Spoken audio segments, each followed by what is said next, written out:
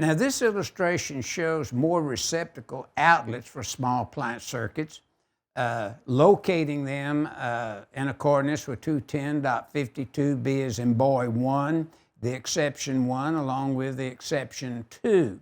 Now notice one of the exception that we're dealing with is exception 1.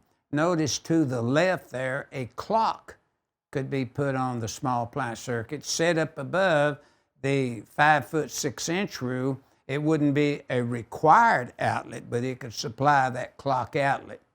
And then the exception 2 would be the refrigerator that you see. A receptacle outlet there in accordance with the exception 2 to 210.52B1 could also serve a refrigerator off the small appliance circuit, or you could bring an individual circuit in and supply it also.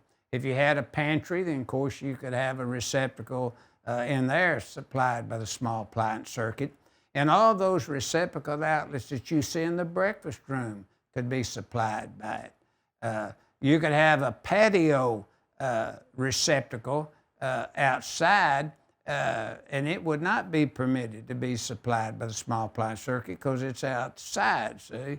But we have an exception in 210.11C as in car that would allow, say, the GFCI protected receptacle in the garage to protect an outside receptacle. They made it clear that you could do that because that was accidentally left out in a previous edition of the code. So this basically shows the rooms with the exceptions where the small appliance circuit would be permitted to supply all outlets, including outlets that fall under the exception 1 and exception 2 in accordance with figure 10-12.